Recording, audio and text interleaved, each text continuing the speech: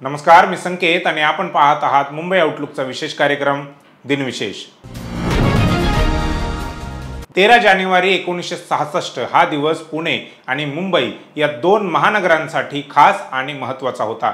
या दिवशी देशातील प्रथम द्रुतगती प्रवासी गाडी म्हणून ओळखल्या जाणाऱ्या शताब्दी एक्सप्रेसने पुणे आणि मुंबई दरम्यान धावण्यास सुरुवात केली। यामुळे दोन्ही शहरांमधील प्रवासी व व्यापारी वर्गाला वेळेची बचत होऊन त्यांच्या दैनंदिन जीवनात मोठा बदल घडून आला।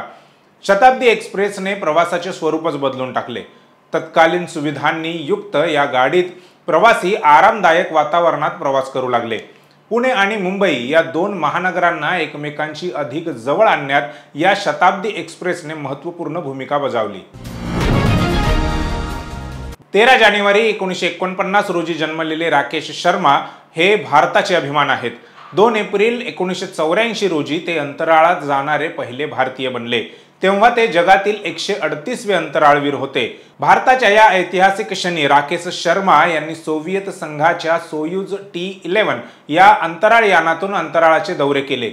अंतराळातून भारताकडे पाहत असताना त्यांनी प्रसिद्ध कवी रामधारी दिनकर यांच्या सारे जहां से अच्छा हिंदुस्तान हमारा या पंक्ती उच्चारल्या होत्या। यामुळे त्यांची ही उंची आणि देशभक्ती जगभर प्रसिद्ध झाली। अंतराळातून पृथ्वीचे दृश्य आणि त्या अनुभवाबद्दल त्यांनी अनेक मनोरंजक गोष्टी सांगितल्या आहेत। त्यांच्या या कार्याबद्दल भारताने त्यांना अनेक पुरस्कारांनी सन्मानित केले।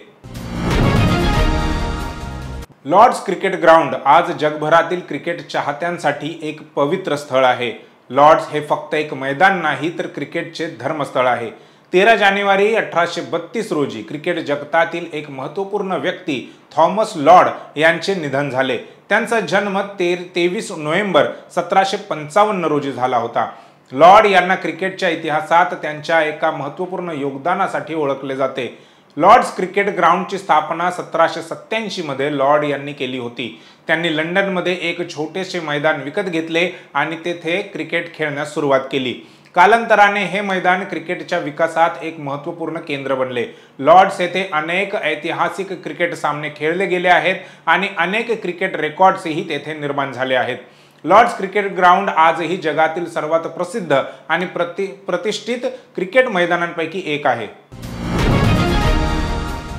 प्रभाकर पणशीकर हे मराठी रंगभूमीचे एक सुप्रसिद्ध नट आहेत। त्यांचा जन्म 14 मार्च 1931 रोजी झाला। त्यांनी मराठी रंगभूमीवर अनेक अविस्मरणीय भूमिका साकारल्या। तो मी नव्हेच या नाटकातील विविध भूमिकांमुळे ते प्रसिद्ध झाले। त्यांनी स्थापन केलेल्या नाट्य संपदा या संस्थेने अनेक दर्जेदार नाटकं रंगभूमीवर आणली। अश्रूंची झाली फुले, संत तुकाराम ही त्यातील काही उल्लेखनीय नाटके आहेत। पणशीकर यांनी दिग्दर्शन, निर्मिती आणि लेखन क्षेत्रातही उल्लेखनीय योगदान दिले। त्यांच्या अभिनय कौशल्याला आणि नाट्य क्षेत्रातील योगदानाला पाहता त्यांना अनेक पुरस्कार मिळाले। संगीत नाटक अकादमी पुरस्कार, महाराष्ट्र गौरव पुरस्कार असेही काही उल्लेखनीय पुरस्कार त्यांना मिळाले। अमेरिकेतील न्यूयॉर्क शहरात पहिल्यांदा सार्वजनिक रेडिओ प्रसारण करण्यात आले। या प्रसारणाचे श्रेय ली डी फॉरेस्ट या अमेरिकन शास्त्रज्ञाला जाते। त्यांनी तयार केलेल्या ऑडियन ट्यूबचा वापर करून हे प्रसारण शक्य झाले होते। ही ऑडियन ट्यूब रेडिओ सिग्नलला वाढवण्याचे काम करत होती, ज्यामुळे दूरवरपर्यंत रेडिओ सिग्नल पाठवणे शक्य झाले।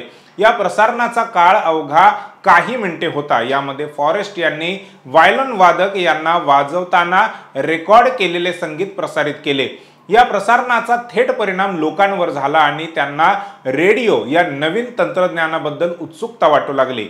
या नंतरच्या काळात रेडिओ तंत्रज्ञान वेगाने विकसित झाले आणि लवकरच रेडिओ हा लोकांच्या दैनंदिन जीवनाचा महत्त्वाचा भाग बनला। आजच्या दिवशी मिकी माऊसची पहिली चित्रकथा प्रकाशित झाली होती। या घटनेनंतर मिकी माऊस जगभरातील सर्वात प्रसिद्ध आणि लोकप्रिय कार्टून पात्रांपैकी एक बनला। मिकी माऊसची निर्मिती वॉल्ट डिझनी यांनी केली होती। मिकी माऊसची पहिली चित्रकथा स्टीमबोट विली या नावाने प्रसिद्ध आहे। या चित्रपटाचे वैशिष्ट्य म्हणजे तो पहिला सिंक्रोनाइज साऊंड कार्टून होता, म्हणजे चित्रपटातील दृश्य आणि आवाज एकमेकांशी जुळवून दाखवण्यात आले होते। यामुळे मिकी माऊस अधिकच जिवंत आणि मनोरंजक वाटत होता। स्टीमबोट विली चित्रपटानंतर मिकी माऊसचे अनेक चित्रपट आणि कार्टून बनवले गेले. मिकी माऊसचे लगेचच लोकांच्या मनात स्थान निर्माण झाले आणि आजही तो मुलांचा आवडता पात्र आहे. मिकी माऊसच्या साहसांची, त्याच्या मित्रांच्या गमतीशीर गोष्टींचा आजही लाखो लोक आनंद घेत आहेत.